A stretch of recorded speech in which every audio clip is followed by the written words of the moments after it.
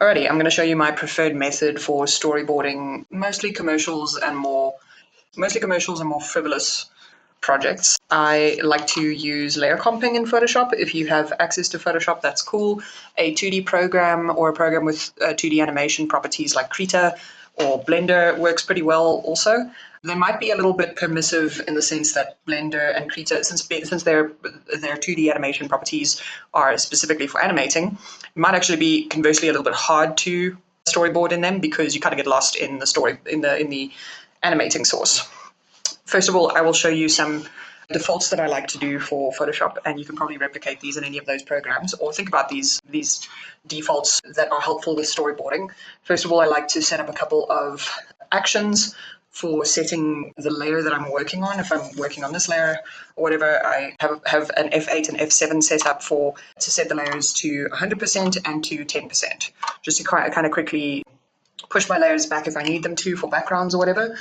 Usually 10% works well, 20% works well, and those are what I use for the actions.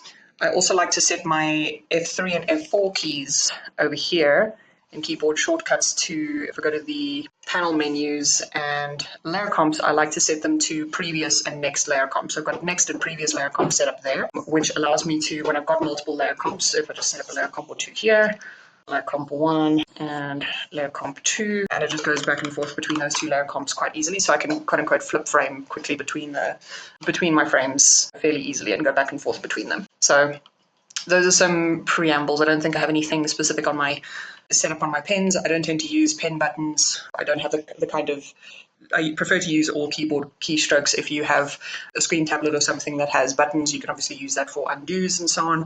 I just tend to go with my keyboard shortcuts generally. But those are a couple of helpful shorthands and shortcuts for storyboarding in Photoshop. So I'm just going to put my layer comp window up here so it's nice and clear. Let's talk about layer comps and how those kind of work. So layer comps in Photoshop can be very powerful for illustration as well as for storyboarding. It's certainly not only used for storyboarding. I like to use layer comps to be able to do, especially when I'm trying to do multiple different types of ideas as well as different frames. Or if I'm working on a comic project right now where I have multiple illustrations, so I set each of those illustrations to one layer comp there.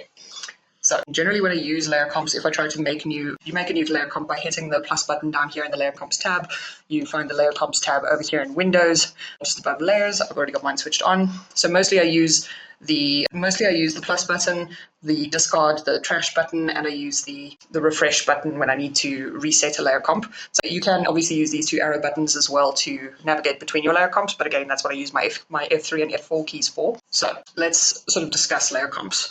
First of all, you can let's just draw a really basic little landscape, and we'll draw a person walking across the landscape. So first of all, I want to knock that landscape back a little bit. I hit my F7 key, that's my background, and I'm going to start with an empty frame. So I already have a layer comp set up there. I'm going to refresh it here, and now when I go to my second layer comp, nothing happens. When I go to my first layer comp, that one comes up.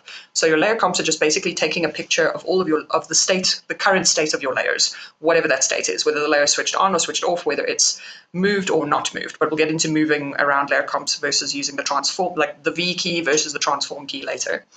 Now I want the person to walk in here. So I'm going to give myself another layer. Remember, this is the background layer. I'll just label it BG there so you can keep track. I'll do another layer and I'll just have a person walking across, happy as can be. Person's just walking across here.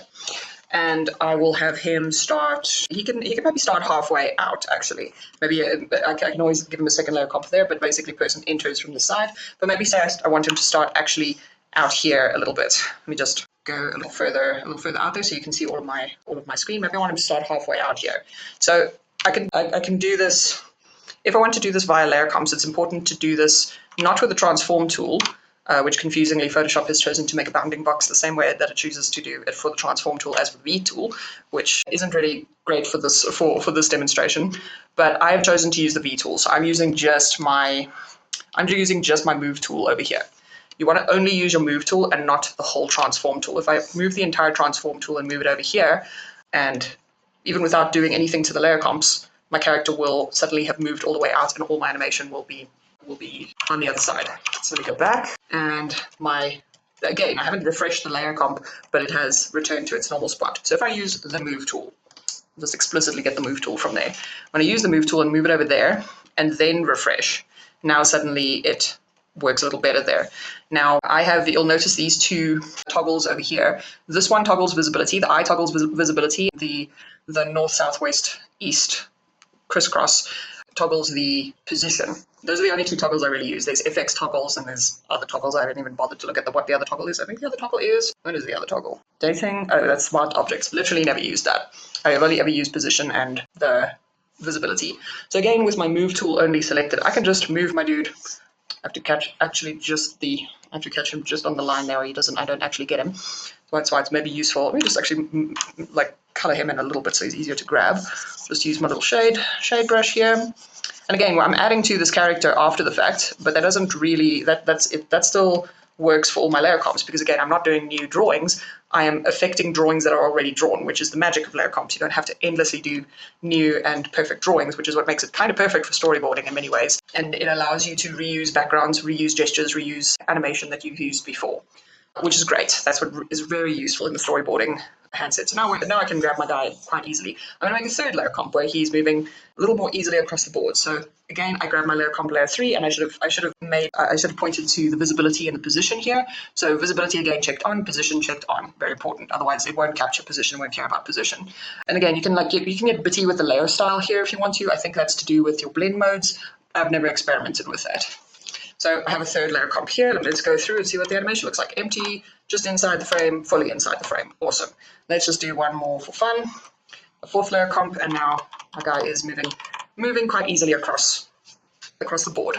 So you can see how, with a little bit of tweaking, this is quite a powerful method of working in Photoshop, and it's what we're going to do as the basis for future storyboarding tutorials coming up on this channel. Last thing to say about layer comps is how to export them. So these layer comps they're not made to export in a video format. They're made to export perhaps to go to Premiere Pro. So if you were a storyboarder, you're working with an editor, you would export these as individual. You would export these. So if you were an artist working with an editor, you would export these as individual JPEGs or PNG, which you can do rather easily. Once you've got all your layer comps here, you could go to the trouble of renaming them if you want to, but I won't in this case. You just go File, Export Layer Comps to Files, choose where you want those layer comps to go. I'm going to make sure it goes to a test folder on my desktop. Okay, and I'm going to change that to test _. And you can select only, if I check selected layer comps there, it'll only export layer comp number 4. But if I untick it, it will export all of them, as I'm going to show you now.